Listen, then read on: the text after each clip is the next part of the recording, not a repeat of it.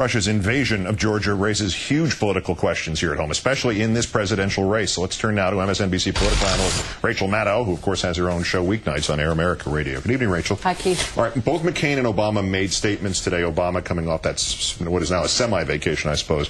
Apart from the policy particulars, what was the difference in the approach? What do we hear about, see about these two men just based on how they took to their podiums today? What was striking is how consistent McCain is being toward Russia. He's taken every opportunity on foreign policy in this campaign to take a confrontational stance toward Russia. And so as this war has erupted, and as the international community and Senator Obama are reacting by saying this war needs to be brought to a very swift end, this needs to be worked out in ways other than through force, the international community needs to be united to stop this and to solve these problems through means other than the way they're being addressed right now, McCain instead is plowing ahead with this confront Russia, confront Russia, confront Russia. This is an extension of him wanting to throw Russia out of the G8 and the other sort of belligerent statements he's made there. I don't exactly know how he plans to back up these threats, but he's sticking with this confrontation plan. Well, to that point, though, when it becomes obvious that there's nothing with which to back these threats up, given how essentially impotent we have been rendered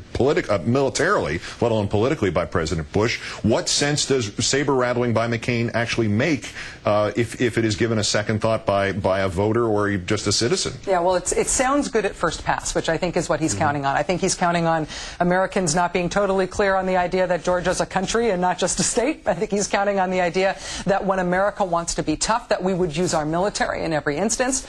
Honestly, what I think this brings into very sharp relief is how scary the prospect of a continued Bush foreign policy is. Because right now we could be doing something if the idea of American diplomacy and American international leadership and American moral authority were something other than a punchline. Then we really could be doing something here. But because we don't have any of those assets at our disposal anymore after 8 years of what the Bush administration has done to them, we're left with this empty, we'll find a combat brigade somewhere rattling that everybody knows is bluster. Right. It's the line from King Lear. I'm not exactly sure how I'm going to avenge myself on you, but I'll think of something really mean. Yeah. I'm paraphrasing Shakespeare, obviously, there. But the other point about this, and this is, I guess you just sort of touched on this, but like it or not, a lot of voters assume we can win anything, provided we chant USA, USA loudly enough.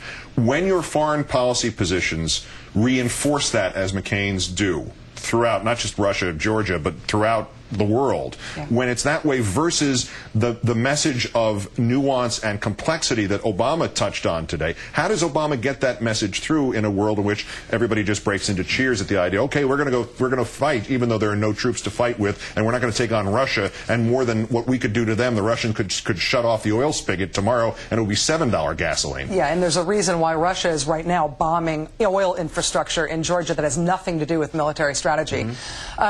I think that because it is 2008 and because of what we've been through for the past 7 years in Afghanistan and 6 years, going on 6 years in Iraq, I think that Obama's message is much less risky than it would have been before.